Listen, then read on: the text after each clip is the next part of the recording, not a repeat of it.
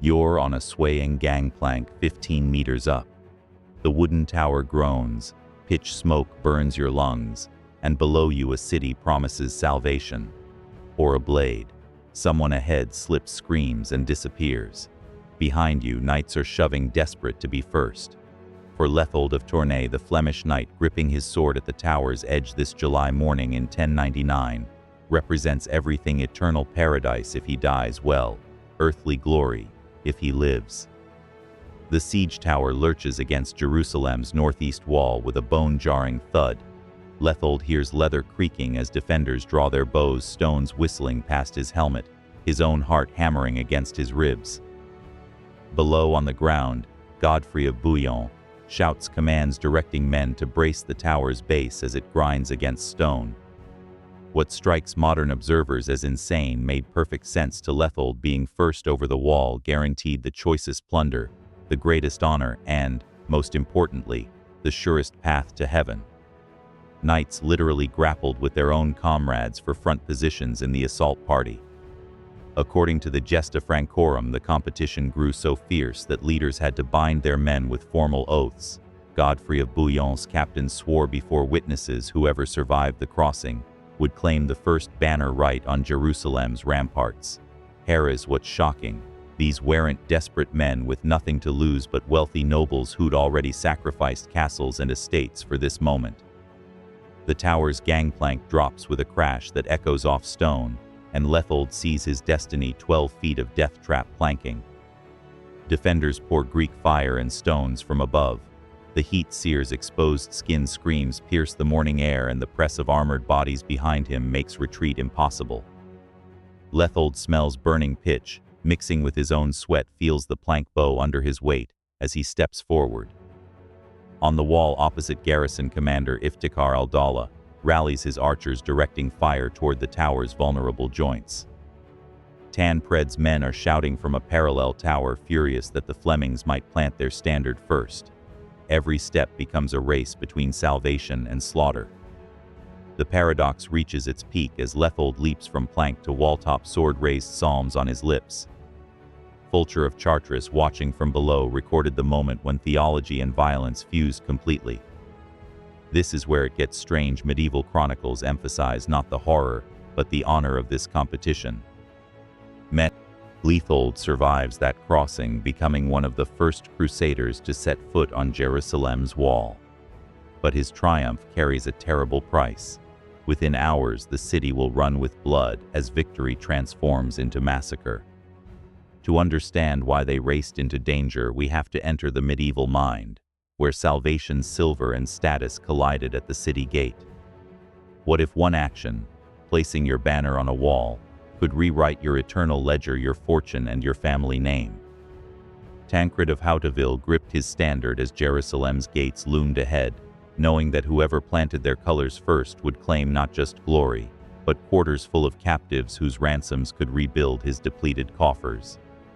The clank of steel against steel rang through camp as his gauntlets creaked and he calculated the stakes. The summer heat pressed down like a furnace as Tancred surveyed the competition. Count Raymond's men were sharpening their grappling hooks to his left, while Godfrey's brothers whispered prayers that sounded more like battle plans. Heres, what's shocking, these leaders had mortgaged their souls as much as their estates. The papal promise of sin remission only applied to those who completed their vows, and Jerusalem's capture was the final seal. Contemporary chroniclers like Raymond d'Aguilers recorded the spiritual calculus driving every desperate charge. Tancred understood that whoever breached first wouldn't just earn eternal salvation. They'd claim precedence over the division of spoils according to customary laws of war. The acrid smoke from siege engines mixed with incense from camp chaplains absolving men who might die within the hour, creating a stench of sanctified violence. Sweat pooled beneath mail as knights faced an impossible mathematics. Their followers expected plunder after years of hardship, but Jerusalem's walls still bristled with defenders. The scrape of whetstones on steel echoed across the camp as Tancred weighed his obligations. To his men who'd followed him from Italy, to his vow that bound his soul to his lineage's honor, that would survive or die with this assault. This is where it gets strange. Medieval logic made dying spiritually safer than retreat. As Tancred's standard-bearer stumbled under a defender's crossbow bolt, the wounded man refused evacuation, gasping that falling back would damn him worse than death. The crash of ladders against stone mixed with hymns sung by men who believed their swords had become sacraments, cutting prayers into infidel flesh. When the gates finally splintered, Tancred's banner joined others in claiming blood-soaked quarters where, as Muslim chroniclers recorded, over 70,000 died in the Masjid al-Aqsa alone. We still see this psychology today. People trading present safety for transcendent purpose, convinced the gate ahead leads to salvation rather than slaughter. But belief alone doesn't topple walls. To earn salvation and status, they had 5 desperate days to build a way in. And the engineering of that miracle would demand rituals as precise as any prayer. Imagine hauling ship timbers across baking hills while arrows rattle off your shield. Every gulp of water is rationed. You have 5 days to turn wrecked boats into a road to heaven. Genoese master carpenter Guglielmo the Embriaco stares at the dismantled hulks at Jaffas Harbor, calculating impossible math. 50 miles inland, no roads, and Jerusalem's walls waiting like a stone riddle only siege towers can solve. His calloused hands trace ship planks while donkeys bray and hammers ring against iron. The salt tang of the Mediterranean mixes with dust and sweat as his crew strips every usable beam, nail, and rope from the vessels that carried them to the Holy Land. Raymond of Aguilers watches these Genoese shipwrights work with desperate efficiency, knowing they're racing against time, thirst, and a garrison that grows stronger daily behind Jerusalem's ancient stones. Harris, what's shocking, these weren't just any carpenters. They were naval engineers who'd never built siege equipment, suddenly tasked with constructing war machines from memory and prayer.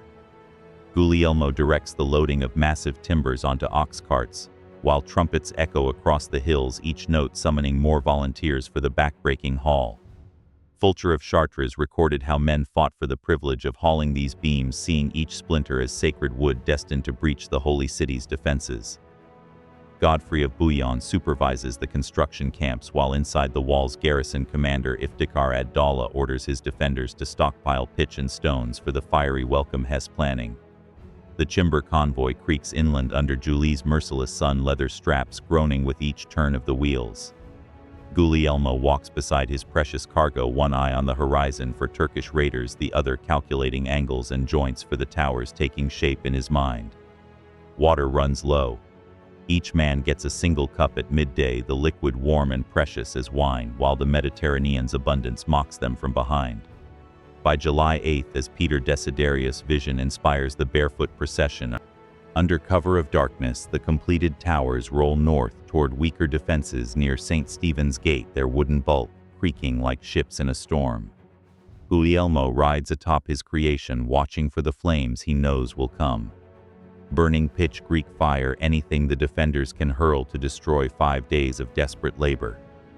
The tower lurches forward as dawn breaks, and through the smoke and chaos, one Genoese carpenter discovers that building a bridge to paradise requires more than faith. It demands the blood-soaked practicality of turning shipwrecks into miracles. At dawn, drums and trumpets answer psalms. The towers roll forward, and with them a chance at either miracle or massacre. The gangplank slams down. A knight in a white surcoat sprints, ducks a spear, and vanishes into a knot of shields. An instant later, a banner snaps in the sun above Jerusalem's wall. Lithold of Tournai, a Lotharingian fighter, has just become the first crusader inside the holy city, but his real test begins now as steel rings on stone and voices scream prayers in 3 languages. Dawn breaks on July 15, 1099. Smoke drifts from siege engines as Godfrey's massive tower grinds against Jerusalem's northeast wall. Lithold tastes copper in his mouth, fear or anticipation. The wooden platform beneath his feet groans under the weight of armed men, while defenders above hurl Greek fire that hisses like serpents. One misstep means death on the rocks 40 feet below. Harris, what shocking, contemporary sources suggest many crusaders believed dying in this assault guaranteed immediate entry to paradise, making them fight with terrifying recklessness. As the Gesta Francorum records, Godfrey's men lowered their bridge despite a hail of arrows. Lithold and his companions charged across, knowing the first through would likely be cut down, but also knowing they'd achieved spiritual victory the moment they stepped onto Jerusalem's stones. The line buckles.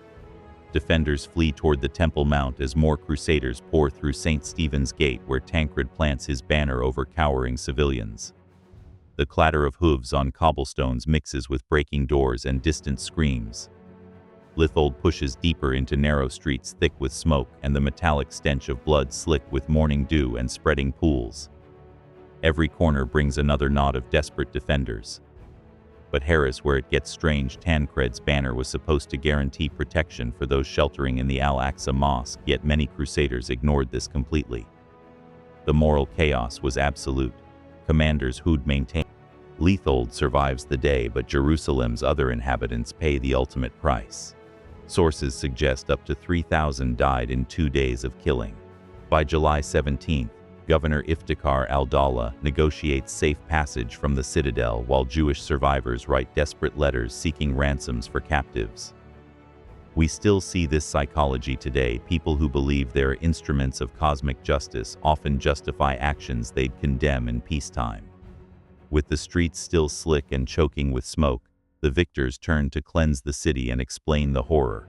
They called it a miracle. But miracles apparently require more than just prayer. They need someone willing to swing the sword. And in the morning light streaming through broken gates, that distinction was about to matter more than anyone imagined. Within hours of the killings, armored men strip off their boots, file barefoot to a tomb of stone, and weep. Bells ring over a city that still smells of ash. Godfrey of Bouillon leads this procession, his sword still stained, his mind already turning from conquest to consecration. The same hands that broke down gates now clasp in prayer. Raymond d'Aguilers in his Historia Francorum watches knights kneel where they believe Christ was buried. Their mail clinks softly against stone as they prostrate themselves, cold stone pressing against their knees. Hez already crafting the letter that will race westward, not reporting a massacre but proclaiming a miracle. The chronicler's quill scratches urgently across parchment still damp from Jerusalem's humid air clinging to skin. Harris, what's shocking, within days of the sack, these same crusaders elect Arnulf of Chaux as Latin patriarch, establishing a completely new ecclesiastical hierarchy. Godfrey refuses a golden crown, saying he won't wear gold where Christ wore thorns. Instead, he accepts the title Advocatus Sancti Sepulchri, defender of the Holy Sepulchre. The bloodbath becomes a baptism of a new Christian kingdom. The sacred geography transforms overnight. Leather boots echo loudly through the dome of the rock as Latin priests rename it Templum Domini, Temple of the Lord.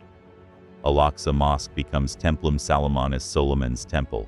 Incense burns where Islamic prayers once rose. Every Islamic symbol vanishes under Christian ritual, erasing one sacred narrative to write another. The real miracle isn't military, it's psychological transformation. These men convinced themselves that wading through blood was God's will made manifest. Raymond's letter to Pope Urban II proclaims divine judgment, not human brutality. The stench of death becomes the sweet savor of sacrifice. Godfrey's choice reveals the deeper paradox. He could have claimed royal power, but instead fashions himself as guardian of sacred space. The massacre becomes martyrdom, not of the victims but of normal moral categories. We still see this psychology today, how institutions transform violence into meaning, how sacred narratives reshape horrific memories into triumph. The human need to find divine purpose in human brutality remains disturbingly constant. But signing barefoot pilgrims' registers was just the beginning. 300 knights now held a city surrounded by enemies who would never forget July 15, 1099. Letters might race westward proclaiming God's victory, but they also carried desperate pleas for reinforcements. Because here's the question that kept Godfrey awake in his new palace. How do you defend a miracle when the whole Islamic world now considers your presence an abomination? So was Jerusalem, 1099, a massacre or a miracle? To answer, we have to count the costs, trace the echoes, and confront the paradox head-on. Which story becomes the headline? In nearby Ascalon, families scrape together coins to ransom captives. A month later, the same exhausted army smashes a Fatimid relief force. For Khalil ibn Rashid, a merchant counting dinars beside his weeping sister, both stories matter. But only one will survive in memory. The clink of coins mingles with her sobs as they calculate what her captured son might cost. The numbers make no sense. Raymond of Aguilers claimed 30,000 dead. Fulcher of Chartres recorded 70,000, some said more. Muslim accounts whisper of rivers of blood, streets choked with bodies. But here is what's shocking: archaeologists digging through continuously inhabited Jerusalem find remarkably few mass graves from 1099. The ground itself seems to swallow the evidence, leaving us with competing memories and wildly different casualty claims. Khalil's ledger tells a different story, one written in ransom demands and survivor lists. The Cairo Geniza preserves hundreds of letters from Jewish families negotiating freedom for their kin. 10 dinars for a child, 50 for a skilled craftsman. These documents ground the human cost beyond rhetoric, each entry representing a life hanging in the balance. The scratch of reed pens on papyrus recorded what swords could not settle. But the victorious Crusaders are already cracked. Then, Ascalon changes everything. On August 12th, Al-Abdal's massive Fatimid relief army meets the exhausted Crusaders in open battle. Erez what seems impossible: the same men who stumbled bloodied from Jerusalem's streets somehow crush a force that outnumbers them 3-1. Victory transforms massacre into miracle, brutality into divine mandate. The clatter of armor and screams of dying horses echo across the coastal plain as the last hope of quick Islamic reconquest dies. Khalil eventually ransoms his nephew back, but the boy returns hollow-eyed and silent. The miracle that Latin writers celebrate becomes the foundational trauma that will echo through Islamic memory for centuries. Today we still see this, how the same event functions as sacred proof for some, and searing wound for others, how institutions transform violence into meaning, while survivors count their dead. But here is the unresolved question that haunts every commemoration: when does survival become a different kind of victory than the one carved in stone?